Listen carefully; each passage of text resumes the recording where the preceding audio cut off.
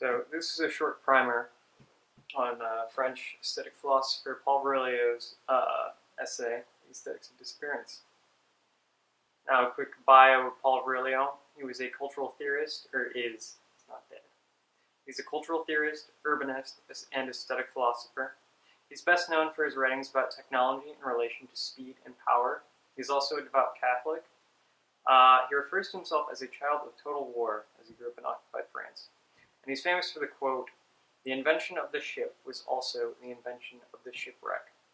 I think that gives you a pretty good sense of his relationship with technology. So this essay, The Aesthetics of Disappearance, was published in 1980.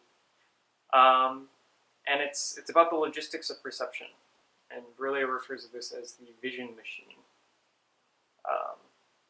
So basically, the aesthetics of disappearance is really trying to revise our understanding of consciousness and kind of evaluate reason.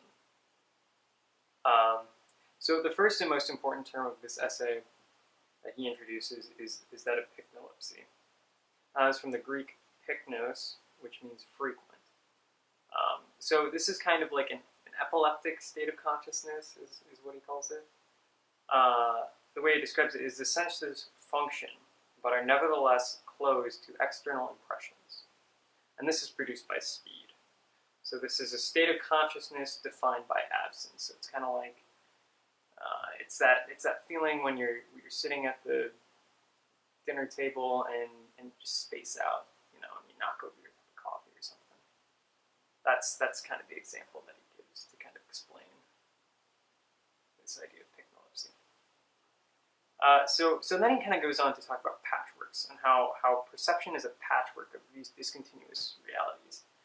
Because of the pycnoleptic, state of being, we're constantly having to piece together different bits and pieces of what's going on around us because we can never be aware of everything perfectly or at once.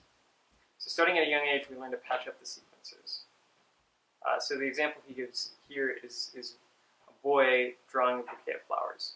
So the boy is given a bouquet of flowers and told to draw them. And so what Virilio says is that this boy is not just going to draw the flowers, probably.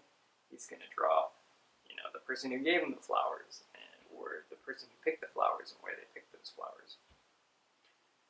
So he uses this kind of illustrate how we make assumptions to invent reality.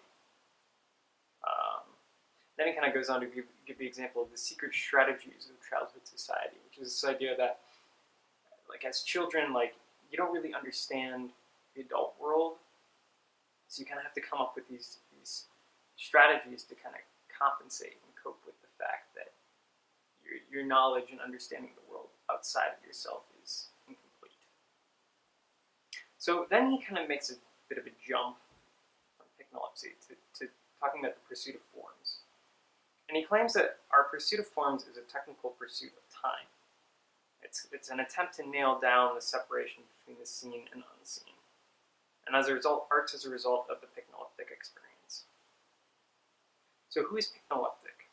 So he kind of goes on this, Virilio goes on to say, we're all pycnoleptic. We all experience this phenomena. It's the waking equivalent of REM sleep, in the way that in REM sleep your eyes are moving quickly, but the rest of your being is in sleep. Whereas pycnolepsy is you're awake, but your mind and your perception is kind of in a state of dreamfulness. So there's kind of this disconnect.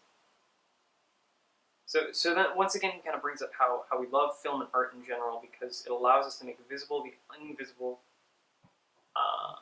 and allows us to make sense of time in sequence in that way. So then he makes another leap and he starts talking about this idea of a culture of chance and how progress has pushed our hyper-anticipatory and predictive society towards a culture of chance. And he says this is a basic recreation of childhood. And we're pursuing these trivial excitements and trying to achieve a sense of vertigo, which is something that he says we're always trying to achieve. Sort of a pleasure principle kind of idea, sort of. So this is a result of, this culture of chance is a result of pycnolepsy. And it's an attempt to escape reality for a sense of triumph and discovery of truth, is what he seems to be suggesting.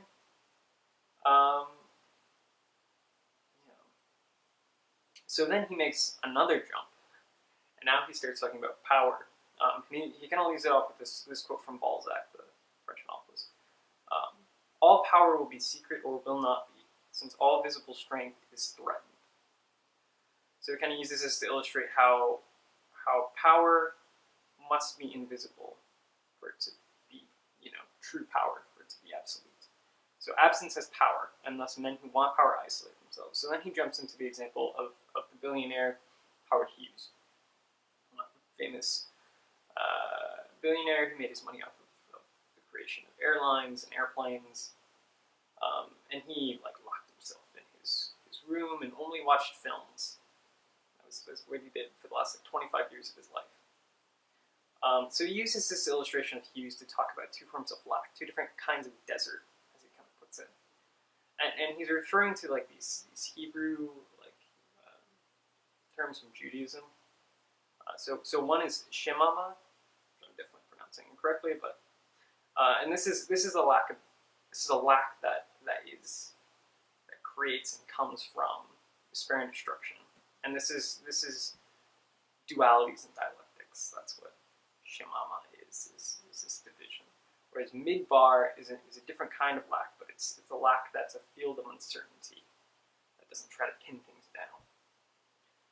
So kind of the ultimate goal that he kind of lays out is that of apatheia, which is this impassibility, which is achieved through this field of uncertainty, and allows him to mock the city. And the city is this idea of a place that's founded on shemama, which is these dualities. So then he moves on to talk about Jesus. He talks about how Jesus is the inverse of Hughes, how he starts with the hidden life and ends in public, whereas Hughes starts in public and spends a lot of time building up this public image, and then goes into hiding at the end of his life. So he talks about how Jesus in his 40 days in the desert is tempted by Satan and offered dominion over nations, which Virilio says is shemama, but he refuses. So that's what makes him cool or something. So then he kind of concludes the essay talking about German artists and Heraclitus, and he kind of concludes it by saying these guys get it, these guys agree with me, these guys, because they blur the ideal of ordinary reason. Reality is not the real we would like to think it is, and these German artists, German romanticists, and Heraclitus, the famous Greek philosopher, are kind of known for blurring the real and understanding it as incomplete. So then he kind of goes on to really nail in his main point with this essay, which is our understanding and reason is not as concrete and substantial as Western philosophy has always held it to be. Because we're all technoleptic, we experience life as an incomplete, fragmentation. So ultimately, that's kind of the thesis. Life is, your perception is fragmented, and you can never fully understand anything, so you should pursue a field of uncertainty and mock the city. Seems to be the conclusion that Virilio comes to. So that is my primer on Paul Virilio's Aesthetics of Disappearance.